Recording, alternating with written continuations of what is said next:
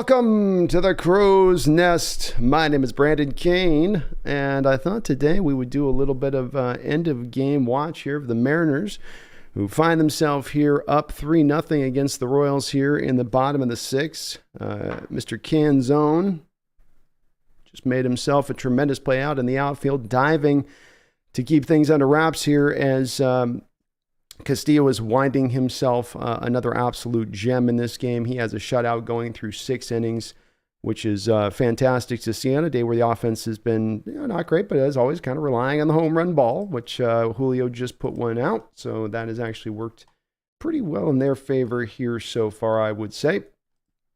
But the Mariners are looking to keep pace, of course, with the Texas Rangers, who are currently tied 5-5 in the top of the 11th inning. So something to definitely monitor out there and keep an eye on. Everyone's having a great Sunday afternoon. It's a beautiful day out here. Swing and a miss by Castillo, and he's going to retire the side here in the 6th inning. There's no hits, no runs, no errors. A tremendous play out in the outfield by Mr. Canzone, and the Mariners are going to kind of fly in the house. Fly in the house. Mariners going to continue to keep the lead here. Well done. Well done. Sean Lee, how you doing, man? It's good to see you in the house. And indeed, this has been a tremendous turnaround from this Mariner team. This month has been incredible. And, I've seen only, I think, one time in my life where I know last year we got hot for a period in kind of early July, but I only have really had one time I can remember in my life the Mariners kind of keeping this hot, being this sort of almost untouchable for this given period of time back in 95. And this kind of run, being 10 games back in late July even, to be able to now, claim this like they have, it is unbelievable to me, Sean. And it's made an amazing year. I did not think that this team was going to find its way through this after the Jared Kelenic injury. When you were quiet at the deadline, you moved Seawald. You made your bullpen a little bit weaker technically, though the assets we picked up back in return have certainly come back in handy. I mean, hell, even Canzone, that last play just made certainly nice to see. And they found their footing. And baseball is indeed definitely a long marathon run to get to the other end of it. But the Mariners are, they're making some noise and they're getting hot at the right time of year. It's still a team definitely very, very reliant on that home run ball, which, can kind of get them in trouble at times. That is a little bit of the nature of the game in general, I'd say. That's just the nature of the analytic age here, Sean. But nonetheless, it's tremendous to see, and they're in the thick of it now. You look at their schedule, you look how this is going to kind of line up to the final couple weeks of the year, where it's going to come down to us and the Astros and them, and it will probably be close enough at that time. We'll all be sort of duking it out.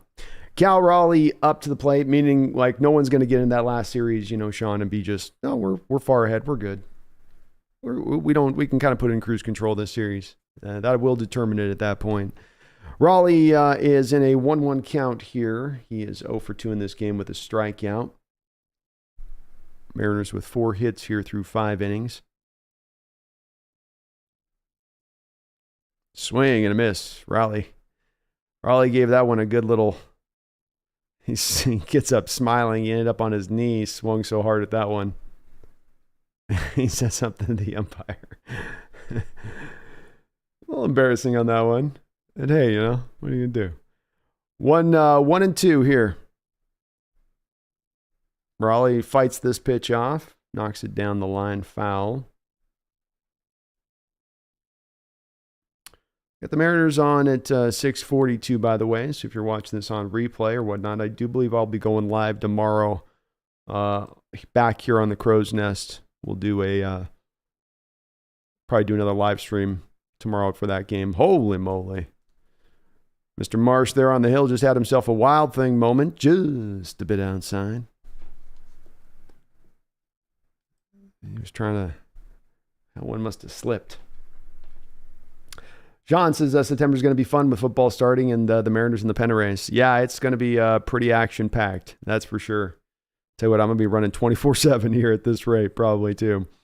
But, Cal swings right over the top. Nice little breaking ball there on a 2-2 pitch. That'll be out number 1 here in the bottom of the 6th inning. Mariners up 3-0. But it's going to be fun, man. It's going to be fun. The stage is set for this to be a real exciting year all the way around. And I'm hyped for the Seahawks team, Sean, but I'm definitely really interested in watching what the Mariners are doing right now. And the fact that you're getting this done without having to have had to sacrifice anything at the trade deadline, that you could kind of still stay in the pocket of that situation, is also very tremendous. Teoscar Hernandez takes 0-1 here. He's got a home run and a single in this game.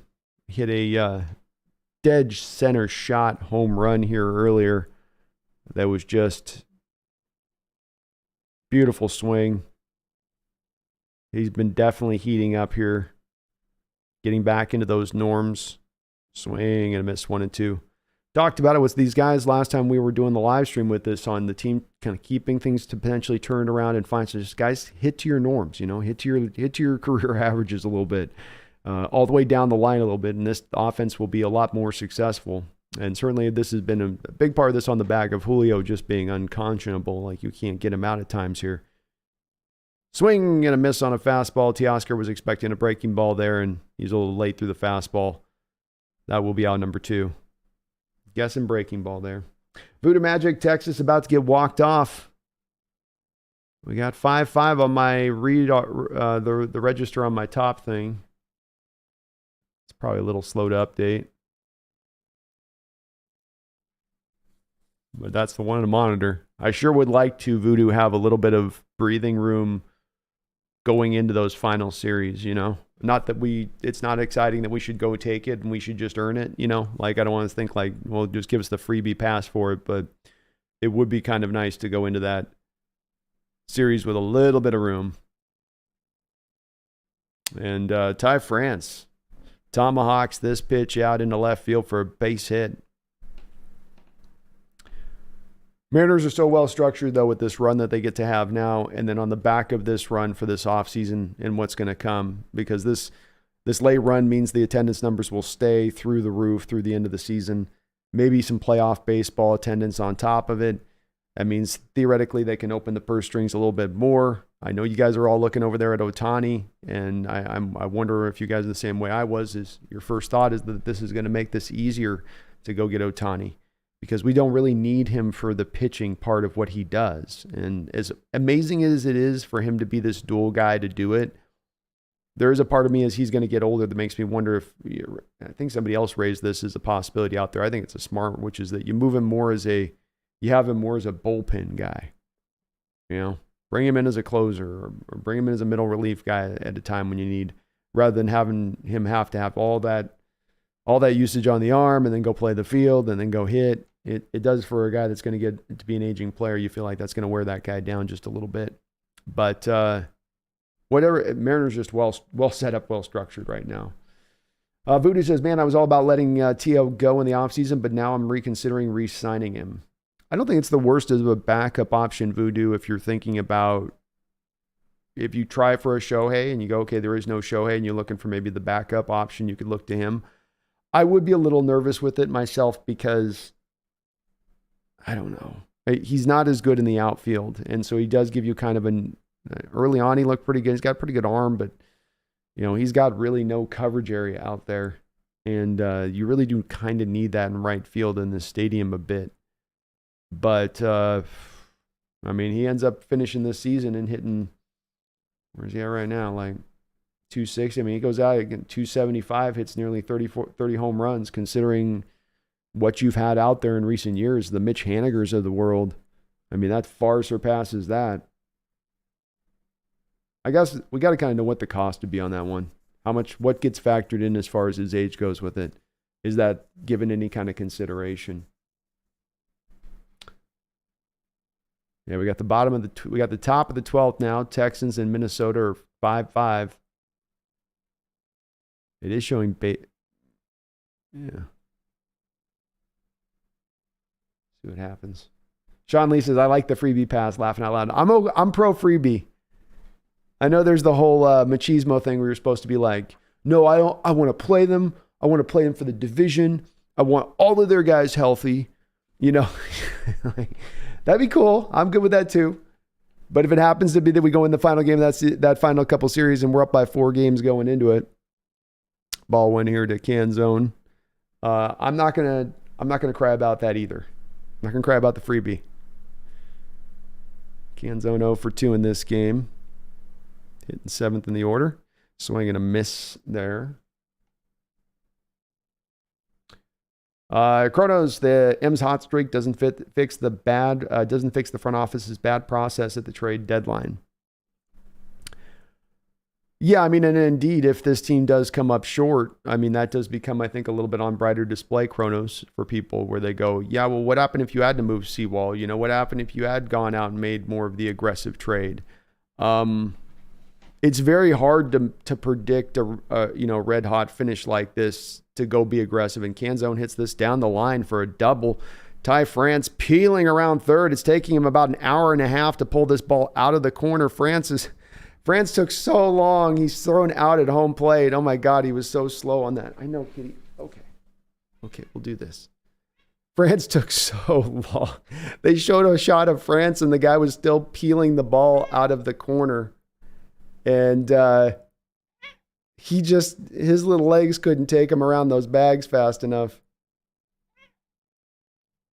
Oh, he had such a slow turn. God, he is so slow. France is legit Edgar Martinez slow, man. And yeah, he's dead to rights. Ooh, maybe not. He might have gotten through I'd challenge that for sure. Yeah, you would too, huh? Would you challenge it? I don't know. He might have did he get his finger in there? Did he get it in, Kitty? No, he didn't. I don't know. It looked like he got his fingers in, though. You don't think he did?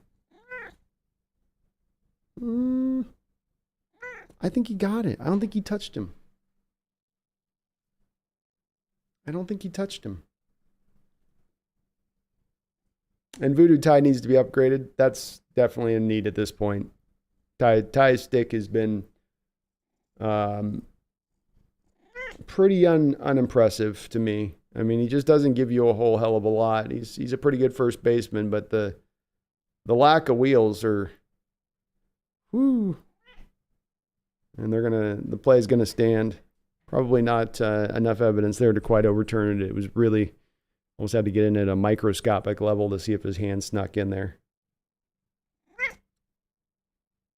I still like the third baseman setting him. I didn't know France was going to decide to go into like slow jog mode there as he turned the bag. Like, he did not round that bag with a sense of purpose. He rounded it like, I got this. Cronus says, we are honestly one of the few teams that won't mind Shohei being a DH only because we will be close to 8 deep at starting pitching next year. 100%, man. And then that's where we come to this thing with Shohei, of course, to me, which is it's going to be a complicated bit of decision for him because I don't think it's going to be as simple as, well, where do I get to do my legacy at? Where do I, where's this? He wants to go to a team that can win. He's going to want to be paid a certain amount of money. What's going to be the plan for his part as far as whether or not he really wants to continue to do this pitching and hitting thing at the same time or maybe lean a little less into the other side of it, And I have to think that that's got to be in his consideration here after what? Now he's got okay, Kitty, there we go. Up here. I've got to be, she's like drooling down my arm. I've got to feel like that's got to be in contention here now that he's now going to have his second Tommy Lee John surgery on this arm. That's not a good indication for you as a pitcher that this is going to continue to be something your arm's going to hold up well now as you get older with this. You got to kind of, to me, come to your peace with it and say, okay, look, I'm one of the best hitters in Major League Baseball. Maybe I should just settle for that. But I think the Mariners are going to have the money. I think they're going to be able to offer him the flexibility of being able to do whatever he wants to do. Not that other teams aren't going to be able to do this as well, but I think that we have as good a shot as anyone. And I still do feel like this has got to be to some point an attractive place for a Japanese player, being we've had a pretty good history of Japanese players through here. And it just is it just feels right. we were wooing him at the All-Star break. I mean, there's no fan out. As much as I think a lot of fans would love to have Shohei Ohtani, I don't think there's another fan base pining for a player going into this offseason like our fan base is pining for Shohei. And, he's not going to get that love anywhere else. Luis Castillo comes out quickly here with an 0-2 count to start things off. Luis Castillo has absolutely just been on his game today. Six innings through here, only 1 walk, 5 Ks. Ball's batted on the ground to the shortstop. Crawford's up with it. He will throw him out for out number 1. He's been efficient with this process. This is why you traded for this guy. This is why you gave him the money. He has really settled in as that ace into the staff this year. We've had a lot of aces, and we got a lot of aces. So, first world problems. But, Kronos. The other thing I like about it, too, is that you always have the backup of a Shohei if you have to call on him for the rotation. You got the freedom now to kind of move some pieces. The Shohei signing will let you move other pieces because now you can maybe, kind of, okay, right field's taken care of. Center's taken care of. Depending on where they sit with Kelnick, we'll see. What's wrong, kitty? Okay. I'll get your deal.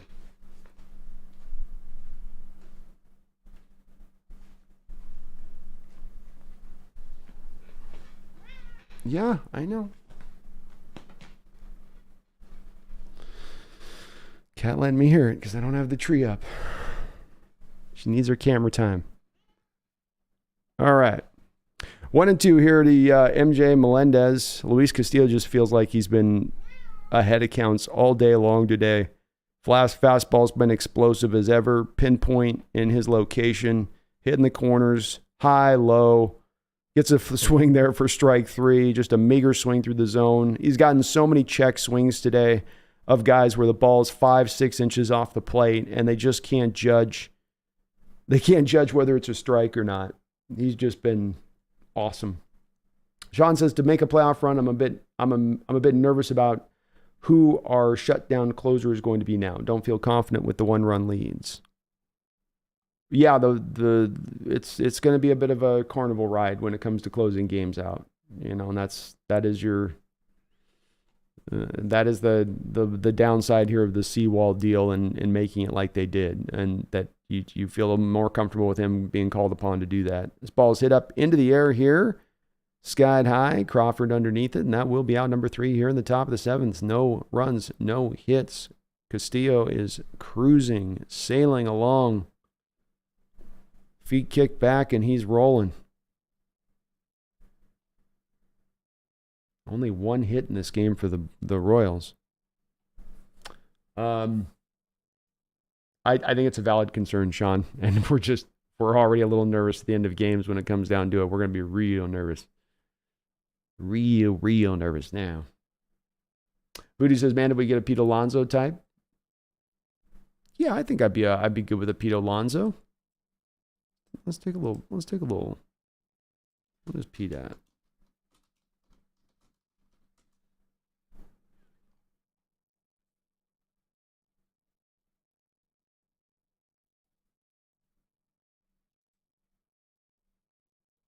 Yeah, it wouldn't be bad.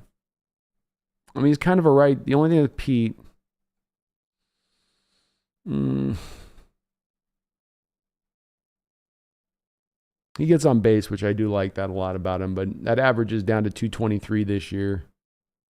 He's still hitting 39 bombs, but would he have that kind of production in our stadium? I mean, we're getting a 200 hitter who hits 30 bombs,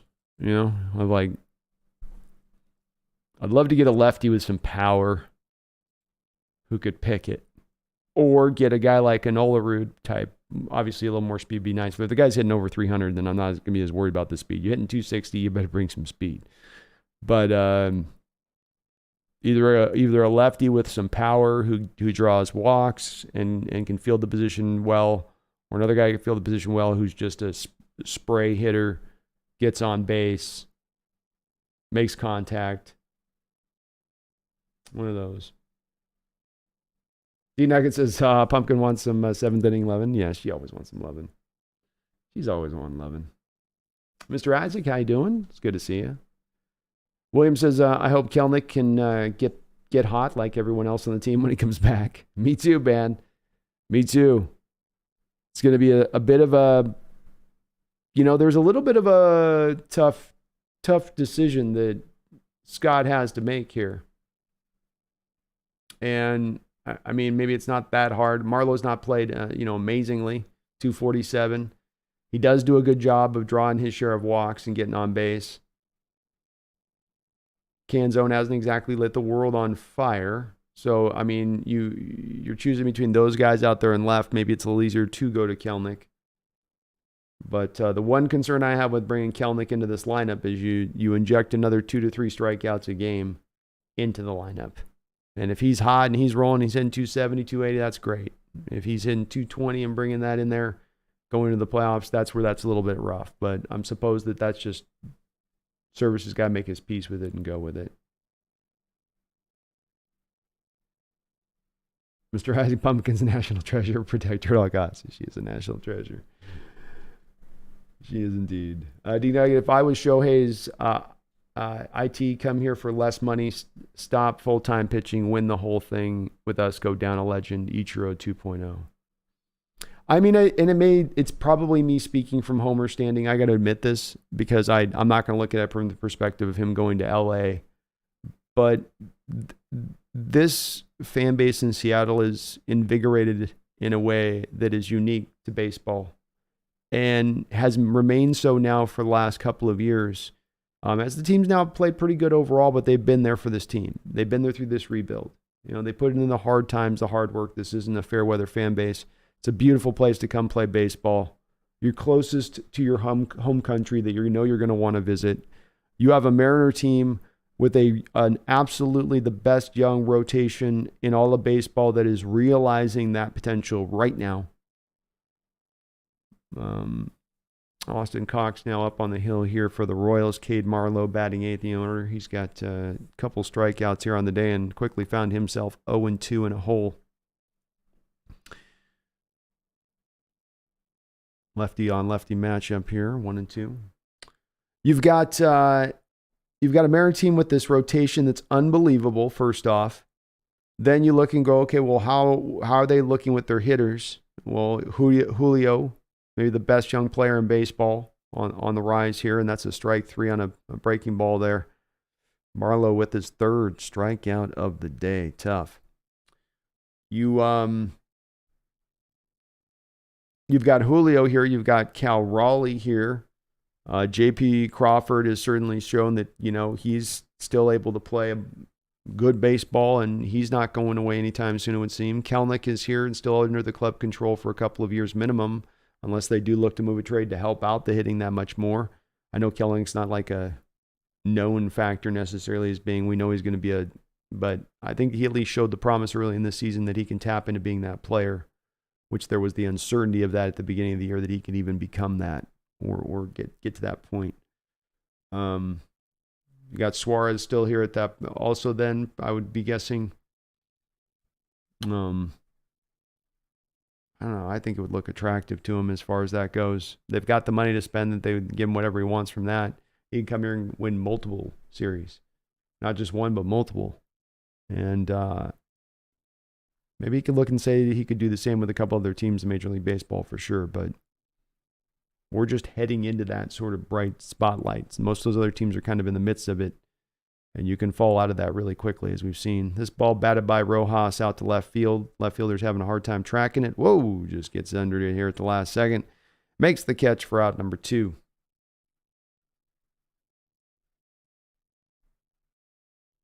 Paul Goldschmidt, Big Country. You'd rather have him? Let's see where Paul is.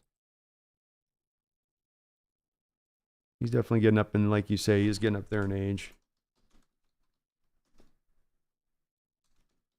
Schmidt. J.B. Crawford up to the plate. He is 0 for 4 with a couple of Ks in this game. Yeah, he's been around since 2011. Goldschmidt's he's been around a bit. He's been around. Still hitting 276 this year. That's not bad. Crawford hits this on the ground to third base. He's easily up with it, and he will throw him out.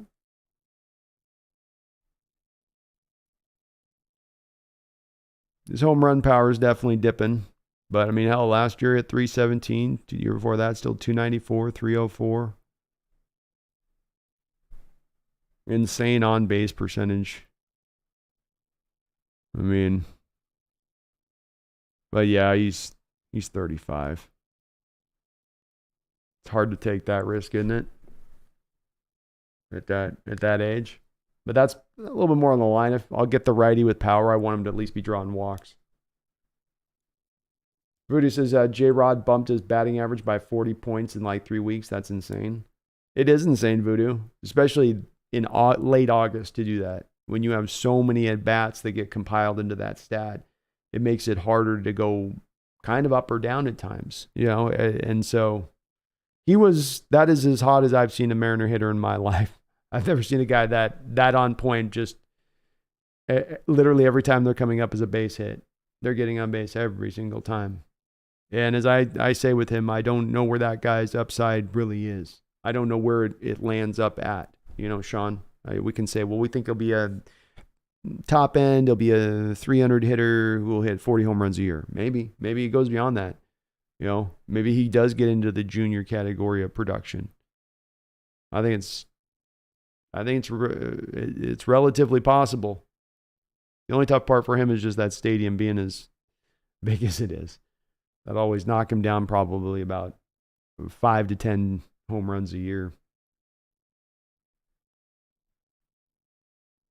Yeah, I want to see Castillo into the 8th. Let him roll. I mean, he's cooking along. What's he at here? He hasn't thrown that many pitches, has he?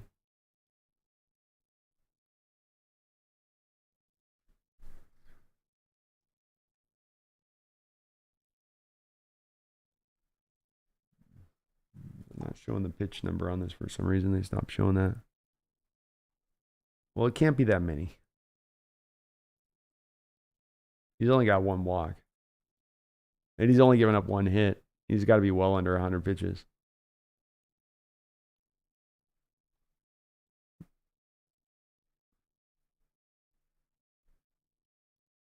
And Sean, yeah, dominant performance today by Castillo. They're showing the pitch tracker and 4-seam slider, sinker change, all of it working.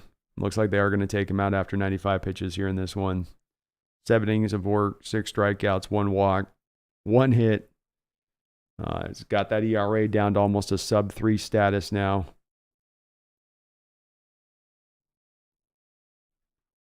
And see, Mariners will bring in Spire here in the top of the 8th inning.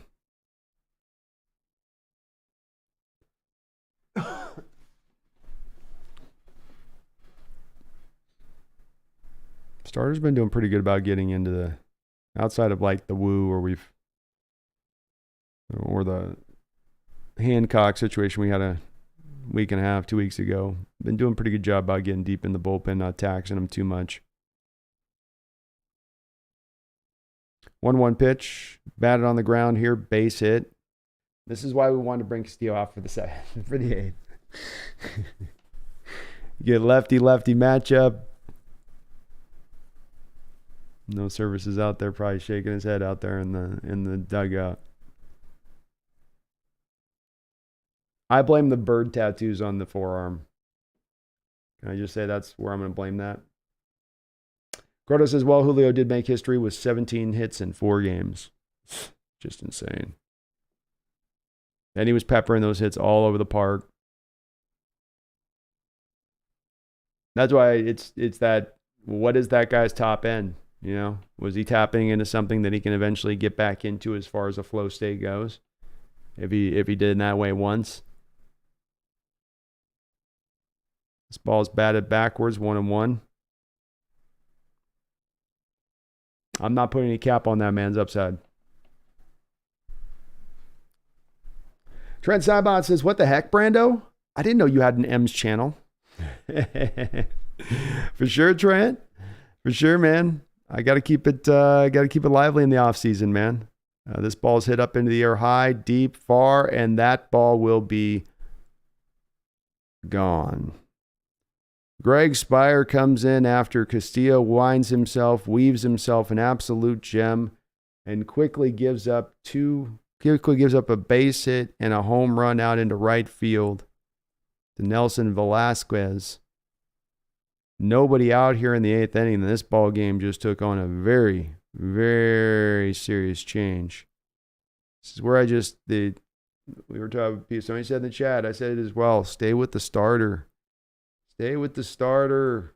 He's 95 pitches. Let him go one more inning. This whole sphere of taking pitchers to 100 pitchers to 100 pitches to me is such a silly worry and fear. I hate it. That's the analytic side just messing stuff up. And another base hit here. Greg Spire sticks his glove up and knocks it reverse direction. Service, get somebody out there. Get this kid off the mound immediately.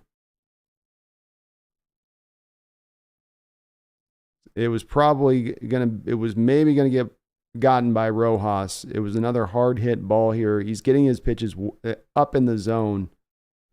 Spire did not come into this game ready to go today. And they got to go out there and start buying some time for the bullpen here.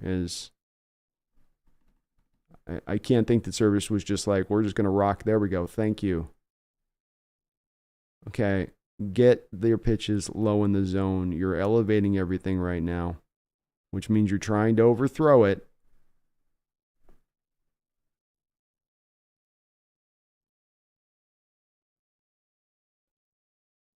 Voodoo says, I remember when they would let pitchers pitch in the 120s. No, they panic when they reach close to 90. They really do. And I get that after he crosses 100 pitches, that's what you do. I take Castillo out there. If he's out there still grooving it and he's in his groove and he's still rolling along efficiently and he's taking 2 pitches every batter to get him out, I'm going to run him past the 95 pitch mark, right? And then if he gets in trouble, then you call upon your bullpen. And Spire quickly 1-0 now in this count. This is starting to go sideways quick. Swing and a miss, 1-1. But that's when you give yourself then an option as a manager. You don't predetermine the choice. And I know that this is the analytics telling them to do it. But this is that thing where you have to have a feeling for the way the game's going. You can't be coached by a computer spreadsheet. You can have it inform you. You can have it educate you. But you can't have it dictate to you what your decision-making is. And looking at this game, he's given up 1 hit through 7 innings, 1 walk, working efficiently through these batters. Like, let him roll. He's feeling it. And the Royals have no good feel of him on the other side of it. They haven't come close to challenging him on the day.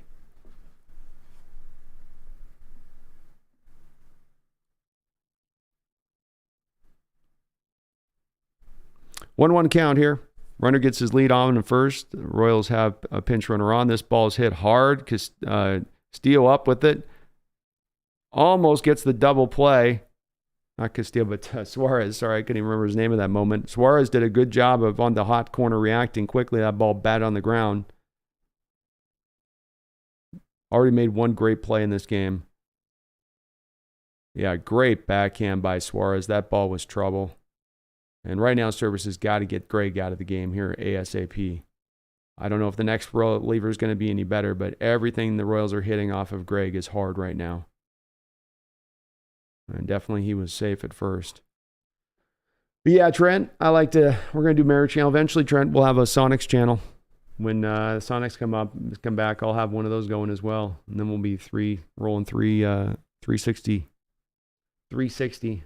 I'll probably have some day where I'll have 3 games in one day or something. A big controversy says Castillo only at 95. They don't understand taking him out. Yeah, I don't understand taking him out either. I understand the analytics tell him, but I don't know how you looked at that performance and go, well, he's done. He's had enough. Voodoo Twins tied up. Indeed, we got the Rangers and the Twins, top of the 13th inning. Two runners on right now, looks like, and 6-6 tie.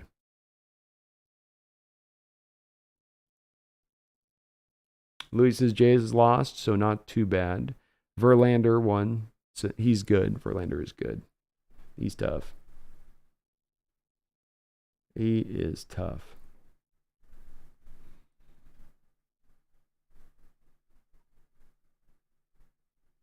Very thankful to see this pitching change. I don't know what happened with Greg today, but he did not eat his Wheaties. Most certainly did not. Got to take this win, Louis. We got this one in the bag. This is ours all day. We can't let it slip out of our grip now at this point.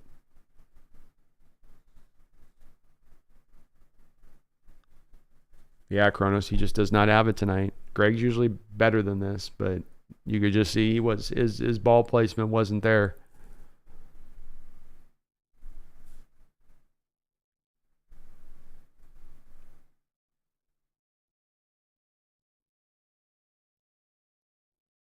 Kind of weird too, Service going lefty matchup with Greg and then still staying with the lefty righty matchup on the next batter rather than going and having a bullpen option to go to the righty at that point. Maybe just thinking he had room for error there with the 3 runs, so just let the guy roll with it.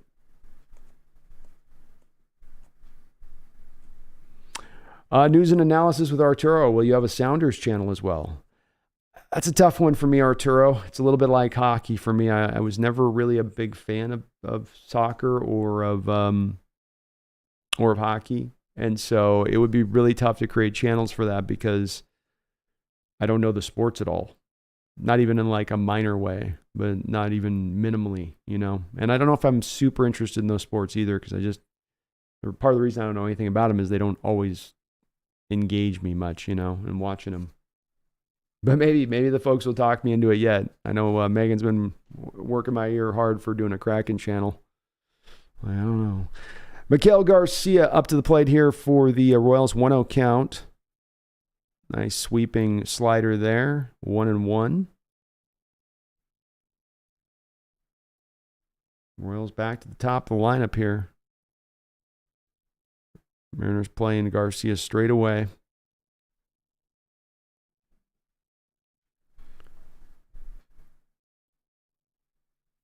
Swing and a miss.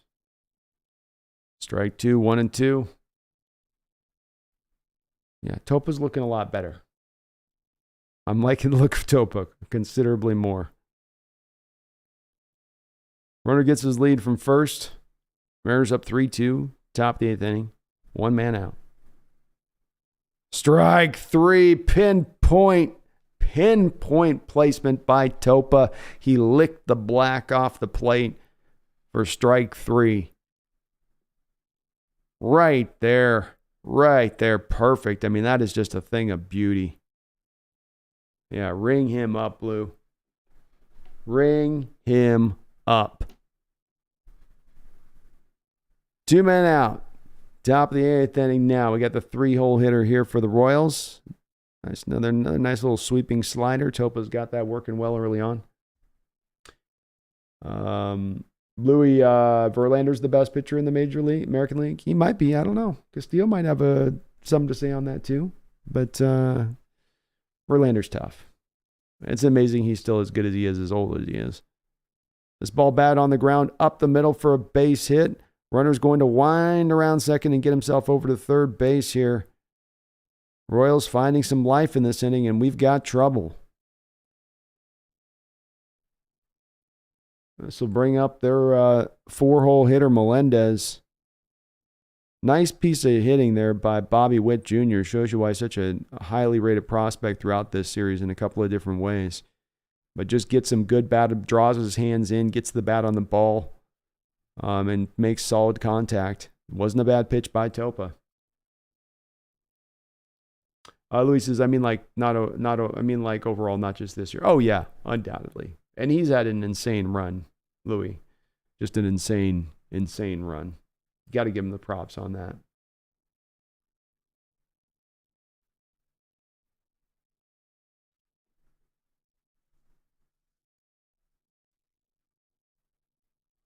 Three and 2 count.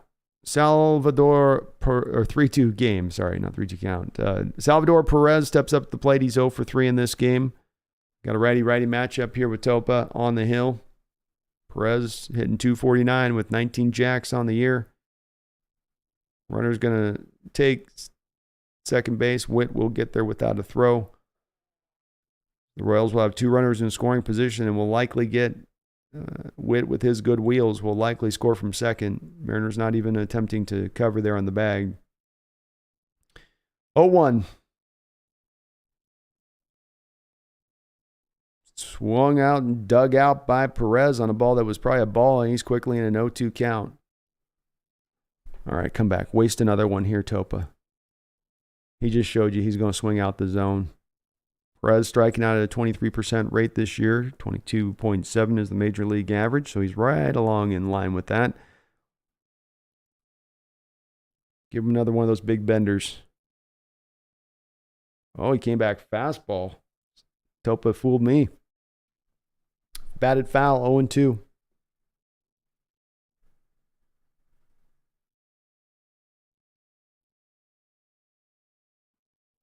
William Witt is so freaking fast. He is fast. He's impressive.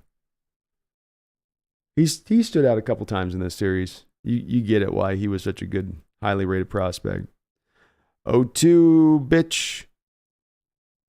Oof, another naughty. That was a naughty slider. And Perez had a hard time gauging that thing all the way up to the plate. You could just see him taking every last moment he could to kind of measure where that thing was. Took a mighty hack at it, I'll tell you that.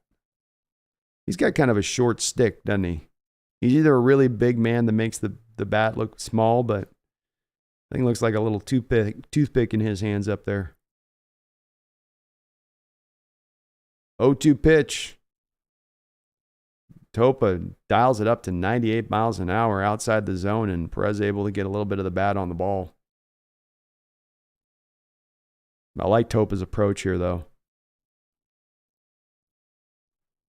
This guy's free swinging right now. Bury it out of the zone 3 or 4 inches. You'll get a swing and a miss if he can't get the bat on it. 0-2 pitch. Yeah, he's that thing was 7 inches outside on that one, and he still swung at it, knocked it back foul. Topa tried to Oh, Perez got that Vladimir Guerrero strike zone. He's just decided he's swinging at every pitch, I think. And he does again there. Strike 3, swings through it. Topa gets it done. Middle of the 8th inning. Nice job by Topa to come pick up Spire there. Mariners hold on to the lead here, 3-2.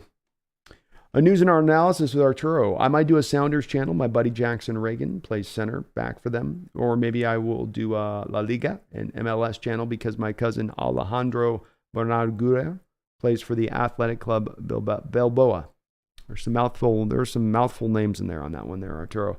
I always highly recommend doing a YouTube channel for folks that are considering it. You know, if you got a hankering in it and you want to do or think you want to do this type of thing, there's nothing lost by giving it a try. You know, if you come to find you don't like it or it's this and that, and then you can always put it away. But it's pretty much almost free to kind of just start these up and see what you can do with it, see where it gets you. And that makes it, to me, one that definitely people should be open into doing it for, you know. And if I knew soccer, you know, I would definitely be way more open to doing channel or hockey. You know, part of the reason I did my baseball and football and eventually will do basketball is I know all of these sports really, really well. You know, I grew up playing all of them. I know them back of my hand pretty good. Definitely football and baseball are the two I know the most. But I think that's what helps also in creating these channels. If you love the sports and you also know your stuff with it too. I think if I tried as a guy to have a soccer channel on, you know, I'd probably have to have guys like you, Arturo, on, where I'd just be quiet asking you guys questions. So why does this guy kick it so good? Why does he know how to dribble? He kind of dribbles well. That's what they do with their feet, right? When they're doing the thing with the ball. Yeah, he does that well. Voodoo, high cheese. Yeah, let's get some insurance, man. I need to get a policy rider, Voodoo. Can you give me a policy rider made up for an extra 2-run cushion, bottom of the 8th inning?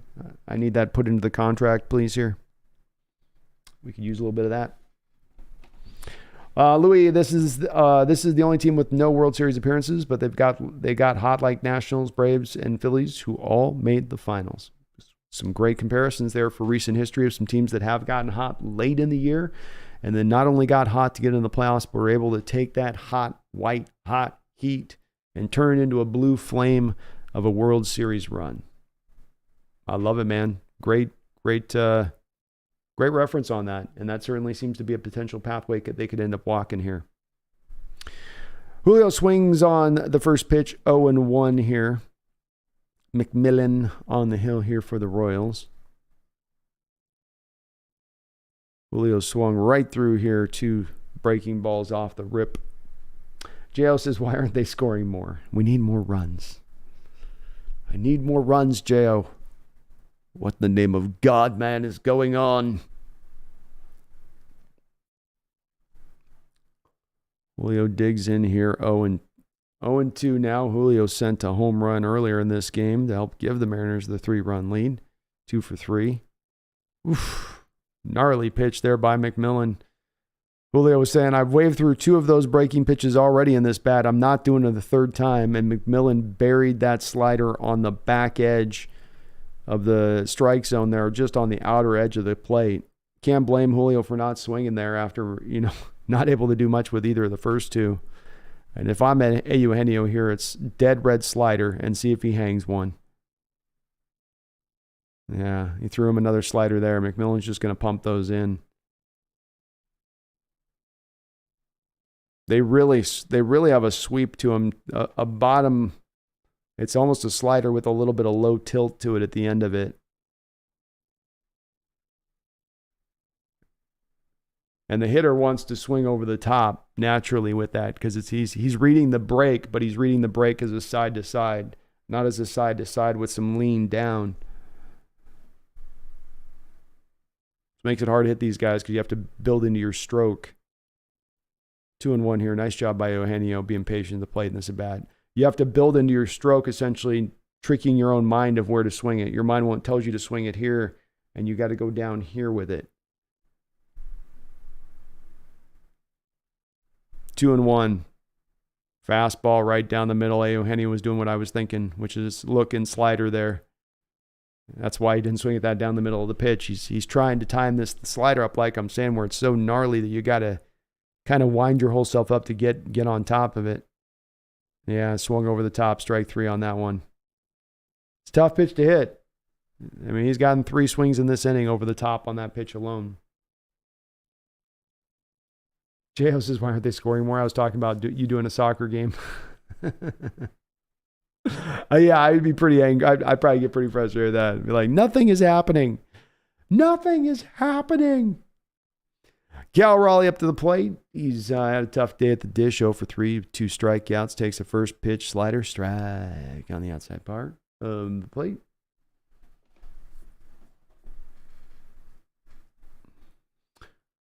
Andrew Munoz, Los Flamethrower.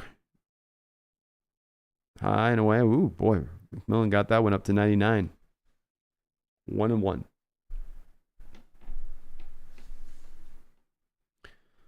Raleigh takes a couple practice strokes, gets ready to go. Bounce down in the dirt. 2-1 here. Let's see if Raleigh can send one. Teoscar Hernandez, who also has a home run in this game, is looming on deck. The wind delivery up high, 3-1.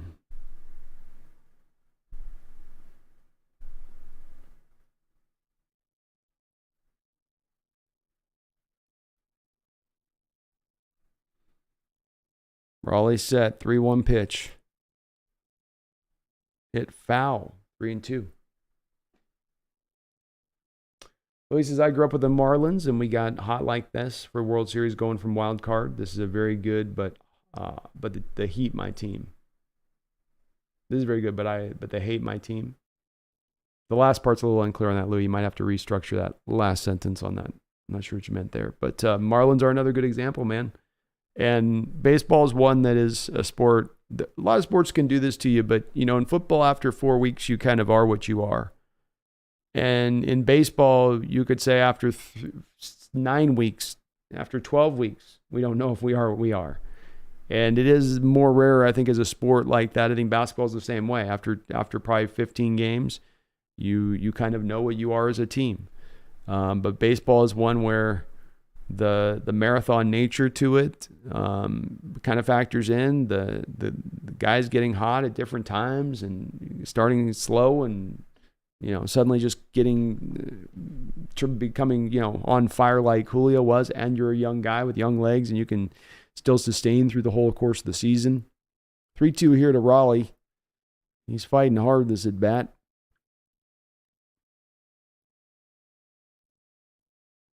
He got a nice little swing on it, but got just a little bit underneath it there, dead center. And that will be out number 3. So we are going to go into the top of the 9th inning with Munoz, the closer, coming out hopefully to shut this game down. But, yeah, Louis, I remember those Marlins teams. Didn't Marlins win? They won like 2 titles, didn't they? World Series rings where they were kind of got hot this one moment for this 1 year. I think 1 year they bought one where they had like gone out and gotten all these free agents and made a couple of go for it now trades, and it sort of worked. And they did something kind of somewhat, I think, similarly again a few years later, if I'm not mistaken. Can't blame them for it. Not the worst way to go. Go in there and sneak out a World Series every couple of years. Miami Heat, my favorite. Miami Heat, it's a good team. Fun team. They play defense. They play hard. We got the Rangers losing. Rangers lose. The Mariners could get into sole first place today with a win. Get you guys updated on some of the scores here. Rangers indeed did lose to the Twins in 13 innings, 7-6. White Sox took care of the Athletics. Brewers over the Padres. Marlins fell to the Nationals. Tampa Bay on top of the Yankees. Astros freaking thunder crushed the Detroit Tigers 17-4. So they'll maintain pace. We need this win.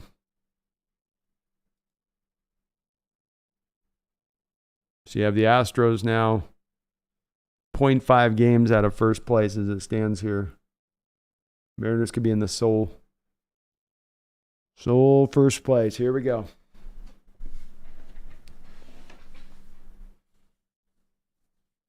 I like that about the Rangers, too. They lose in 13, so they had to tax their bullpen and all that as well. Yeah. Tax the hell out of that bullpen. White Sox got a guy looks like Lionel Richie on their team. Come on, Mariners. Let's make Castillo's day stand up. Give him the W here. Don't Felix him. Don't Felix him. The wind blowing just a little bit in out there from center field. They're showing the flags right now.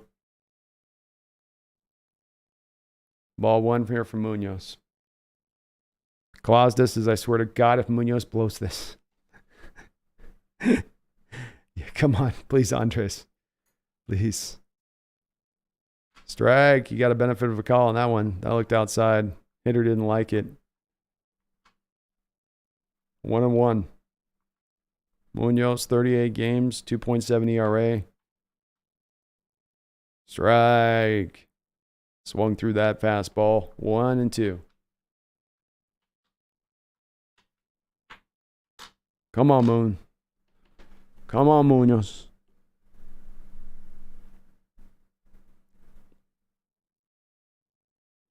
He looks in for the sign. Raleigh says, you know what you're bringing. Raleigh doesn't even put a sign down. He says, you know what you're bringing. Slider outside, ball 2.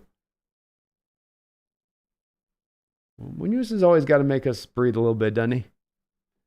Always got to take a couple big, deep breaths in for Mr. Andres. Here's the delivery. Swing and a miss. 98-mile-an-hour fastball right down Main Street. Hit it if you can, and you cannot. Strike 3 for Munoz. Belt high, middle of the plate. A little bit of late movement to the right there, huh? It was a sweeping fastball going this way, and then it had a little bit of a little titch to the right there on the end in slow motion. Out number 1. Ball 1 here to Drew Waters. Waters 0 for 3. Pop out in the 7th. Munoz with the wine delivery. Knocked back. Another 98-mile-an-hour fastball right in the middle of the plate. 1-1. Claus says that's not Felixing. Felixing is like a game 2 against the Orioles when Kirby went 9 and couldn't get any offensive help. That's true. That is more Felix-like. Swing and a miss. 1-2 on a 98-mile-an-hour fastball just off the plate from Munoz. Why aren't the fans up on their feet here? This is 9th inning. Why is everybody just chilling? Come on, folks. Get up. Wow, they're all being calm and just chilled. We definitely don't have the playoff vibe yet in the park. I've seen a couple of nights where it's kind of there, but during the day, everyone's definitely low energy today in the stadium. 2-2 pitch here from Munoz. Swing and a miss. Where's he going to throw it? Main Street. Where are you going to try to hit it? Right there. Are you? No, you're not. Not when there's flames coming off the back of that fastball. You don't need to place the ball when you can throw it that hard. 2 strikeouts back to back right down the middle.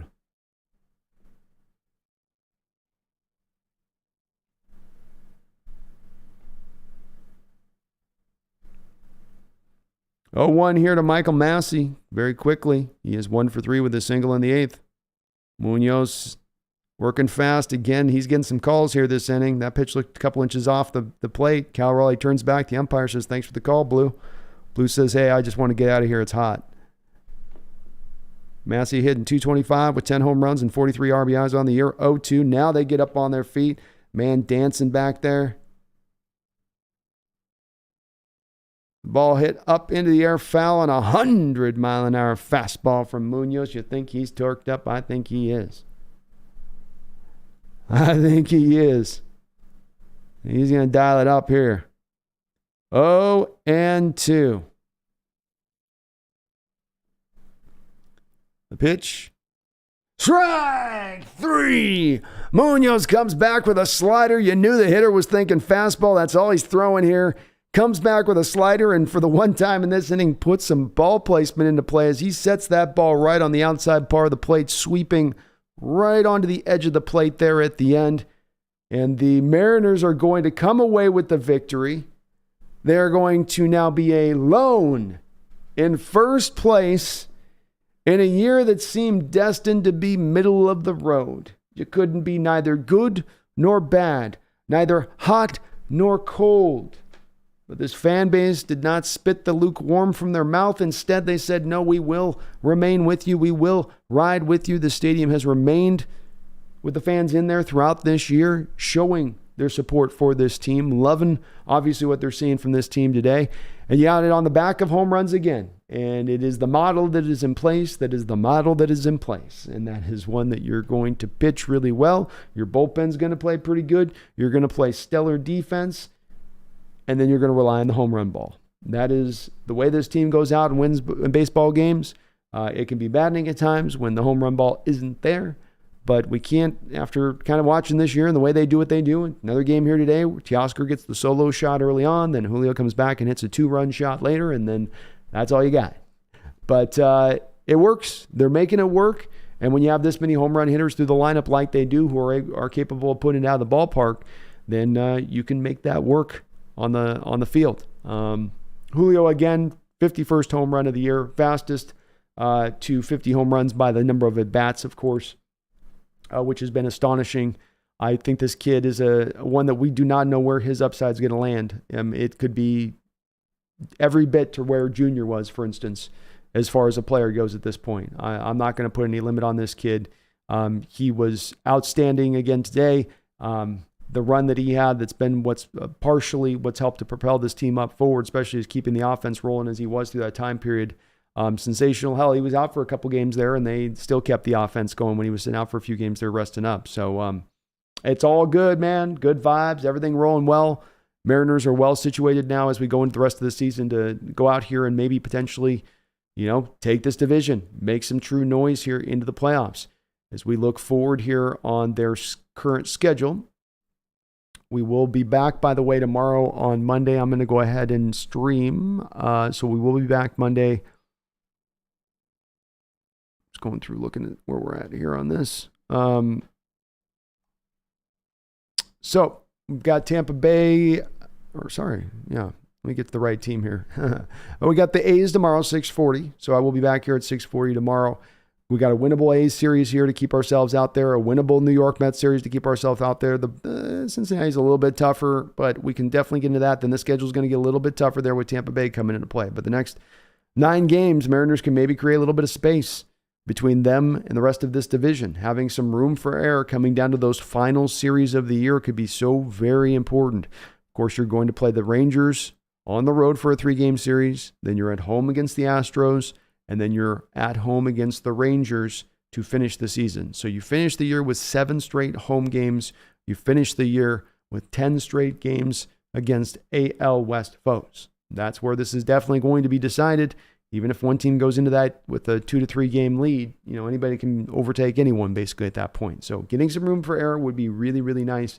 But this has been one of the funner Mariner seasons, not one of the funner ones, just one of the more astonishing ones to me, and that they've been able to take this and turn this around from where they were. They were dead set after 3.5 months of being 500.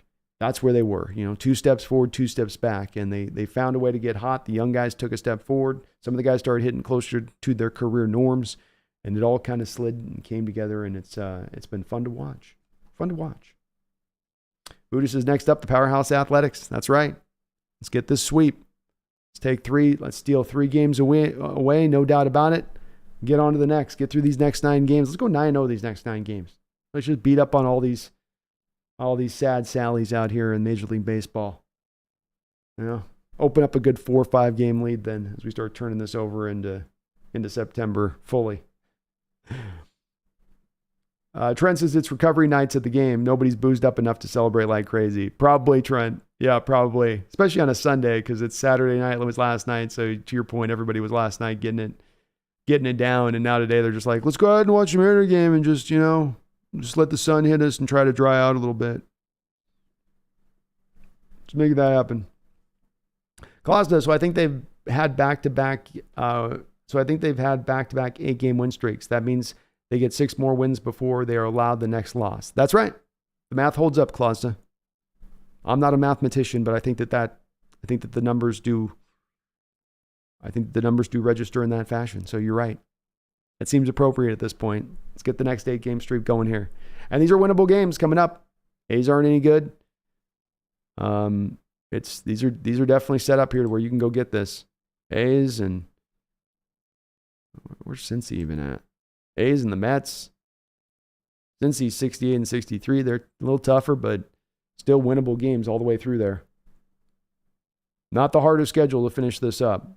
You got a tough series with Tampa Bay, tough series with Los Angeles, and then you've got those 3 series at the end against the division foes. That's it.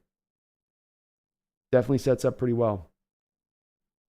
Louis says Oakland does have 9 rings. Well, they do. But then again, they're going to be moved to Vegas soon, so what are those worth then, Big Country, we are definitely in the driver's seat. I think I missed a comment in here. Somebody was asking about... I think I saw somebody ask a question that I missed. Trent says, I heard a rumor from the event staff from Lumen that there was some talks about moving the Kings to Seattle. That's been kind of casually put up a couple times. I sure wouldn't like to take Sacramento's basketball team and have that be the way that we get a team back here. I'd much prefer, I think, an expansion franchise.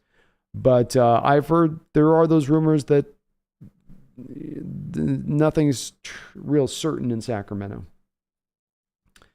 Klosna says, so with this trade of Canzone and Rojas, do you think it's actually realistic that Seattle goes for Ohtani for 2024?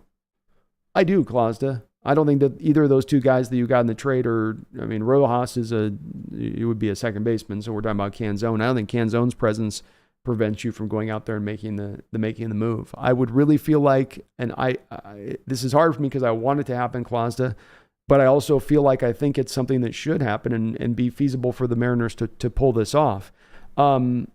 Not that they're going to be the only team in on this. Every team in Major League Baseball is going to probably make their run at Ohtani, but that we have as good a chance. There's so many plus sides They used to call this in sales like the Ben Franklin close. Why would I want to do this, buy this car, buy this house? Here are all the plus reasons. Here are the negative reasons. Do the plus reasons outweigh the negative reasons? For me with Ohtani, I think the pluses would far outweigh when you consider Seattle any other place. I think that we just have more overall at the end of the day to offer, and I think that we'll be willing to offer at least dollar for dollar what anybody else would be willing to, short of somebody throwing $1 billion at him. I also think that even as this thing's sort of moved through this season, Klosda, him coming to the Seattle for the All-Star game, the love he was being shown there, people, calling out for him to come to Seattle, the injury he's had now, that's going to make him have another second Tommy John surgery here in his career, which makes being a starter and that in the future not as much of a likelihood, which maybe makes it more of a narrowing in on Seattle because we wouldn't really need him for a starting pitcher. We've got more starting pitching than we know what to do with right now. So we don't need that. We need your hitting. We need your bat, your glove, in the outfield, arm in the outfield. I think they make a run, Klosda. I hope they make a run. We've been packing this stadium up and supplying them with a profit margin that should allow them to be able to make it from a financial standing. Trent says, thanks for the play-by-play, Brando. We'll definitely stop in for streams going forward. Thanks, good, Trent. I'm definitely going to mix them in as I can around football season, but we're going to get a lot of these in, and the more I can, the merrier on this. So I promise we'll be getting more of these cooking and going along through the course of this round down the line. Especially get the game, day games like this where I don't have to sacrifice necessarily streaming late. William, we better not play down to the A's. We better not. I think what's nice about this is the team seems to have a real good energy to them on top of being really hot. You can kind of feel everybody's really engaged. Everybody's into what's going on. That's what can help to kind of not overlook that opponent. And you just got into first place. You don't have a chance to really get in that feeling like we've been in this first place for 3 months. Okay, so we're in first place. Maybe there's a feeling of that kind of keeping the fire lit underneath you where you go, we got to stay on our P's and Q's here because we had to fight, scratch, and crawl to August 27th to get up here alone. Let's value this and keep the pedal down. I appreciate you though, Trent. Thank you, man. Appreciate the note too on the Sonics. That gets me excited. I hope they do come back. I even got the name for my channel picked out. So, Adam in Prime says, let's go Mariners are solo on top of the division. Seattle sports are back. We got the Mariners, Seahawks, Sounder, and Storm. Solid teams. We just need an NBA team. We just got to complete the trifecta, complete it off, and that's the one thing that is missing right now up here in this region that is in dire need. We need our Sonics back. We need them back. And I've heard the NBA intends to get this done. They sure are taking their time. But I do think that we're going to see a basketball team here before we get to I think we have a basketball team in Seattle before the 2026 season. It's a little bit ways out, but I think by then we will have one for sure. Voodoo says that would be dope to have Ohtani hit the go-ahead home run in the top of the ninth and come back to close the game out. That's the part that I think that's the other part you offer is you go, look, you want to pitch some, we'll let you be a bullpen guy. If you want to do that, we'll bring you out of right field and out of DH to bull. We'll have you DHing and then just bring you out of the bullpen if we need a closer or stopper. Yeah, it's not the worst way to go with it. I'd be down. I'd be with it. If that's what it takes to sign him, I'll give that up. I just want Ohtani. This is a guy that's going to come in here. He's a left-handed hitter with his power, with his patience at the plate. He's a great fit for this ballpark. He can take advantage of that junior porch out there in right field. Gives you another legit left-handed bat that you direly need in this lineup on top of it. He fits. He gets you figured out with your outfield in a great way because Teoscar's are a free agent. So you're going to have to go spend some money somewhere on this at this point as it stands. Why not on the best out there that's available? And then you got Jared over there left field. Then you can kind of just let him roll with, and let it just kind of hunker in there. It would so solidify down so many things just with one player as much as one player can. I hope they do, Voodoo. I'm really on board with them making this move. I was okay. I know it's frustrated some with the not making the moves at the deadline, and that may be something we come back to being something that hangs over the top of Dipoto and not making more of an aggressive move for a bat. I supported them doing that because I didn't think the team had done quite enough at that point to really register to you that they were going to be a team that could go out there and contend. Maybe they could get into the playoffs, but they weren't going to go out there and it looked like contend for a World Series. They weren't that hot. And if you weren't going to contend for a World Series, why make a go-for-it move now where you sacrifice the future just simply to get yourself into the playoffs? I support Dipoto on that. My support will wane when we get to a spot where you go into these off season, Ohtani's available, and you come to find out, well, the Mariners weren't willing to reach the what he wants to be paid. They just weren't willing to reach the same spot that the Dodgers were, or that the 40 Giants were, or whoever. That would be annoying as hell. J.O. the Hedgehog Nest. We're actually, J.O., it would be called the Control Tower. That's the name we settled on. The Control Tower. Man, the Niner fans are really mad about my video on my Hawks channel today. I'm getting some angry comments on that one. I ruffled some Niner feathers this morning, I guess. Voodoo says, me too, even if it's not for the rest of his career, at least a few years of the craziness. Yeah, I would do it. I think that might be a part of this too. That's the thing I've heard about his contract, that he wants to make sure that he is certainly in a team that's trying to win and that he gets a chance to really, truly compete. That this may not be one of those long-term kind of contracts you typically see signed in baseball, where there might be an out for the player after a couple of years. And fine, perfectly okay with that. The beautiful part about this is that we're getting this player without having to give up any assets to get him other than monetary. No problem. Hell, you want to sign a 1-year deal, Ohtani? No problem. We'll sell you on the experience. I think you'll want at least a couple year deal, but I've heard that might be a part of this too. A Big Country says, you have to go all in next offseason. It's a big failure if they don't. You got to do it, Big Country. This team has shown you enough over the past 2 years. You see what you need. The young guys have rewarded you in continuing to take steps forward. Now you need to reward the ball club back by making this, legit. Not to just where, well, if we catch fire and get really, really red hot, we can make some noise. But that on paper, with how you put the team together, there's few weaknesses, if any, and they are ready to go out there and contend for the World Series, to be one of the best. And that's going to take this ownership and management extending themselves out and truly spending the money that they've been a little bit reticent to spend in recent years. And you have this one guy sitting out there that would be the main guy to go grab with this. We'll see if they do. I do hope they do. And if it's not him, at least like you say, you go all in. If it's not Ohtani, then you pivot quickly into getting the other guys that are going to bring the commensurate value back in here. This lineup needs help. You cannot just fill a lineup with 6 of your 9 hitters as these pure strikeout hitters are going to, on average, strike out twice a game, it feels like, just about. That's not going to work. Not in the stadium. Got to get more guys out there that can get on base, put the ball in play, be less reliant on the home run. Or if they're a home run, be guys like Ohtani, where you're at least getting left-handed hitters that can take advantage of the reasonably shorter porch out there in right field versus the left side. And the way that the stadium plays, where the air just tends to flow better out to that area than it does out to the left field edge. Ronnie Brando, how goes, man? I'm doing good. How about yourself? He says, hey, buddy, how cool would it be if both Mariners and Hawks go all the way this year? I will be a very busy man, but I will be a very happy man if that occurs. I'll be just nothing but smiling faces over here. Rodney says, do I see the Hawks trying to get Chris Jones? I don't really see the Chiefs being willing at any point in time to move Jones. I think that they look at this as, and I think from Jones' perspective, it's the same way that both sides in camps go. Maybe it's in both benefits to give him the 8 games and let him rest and then return back to this later on down the line.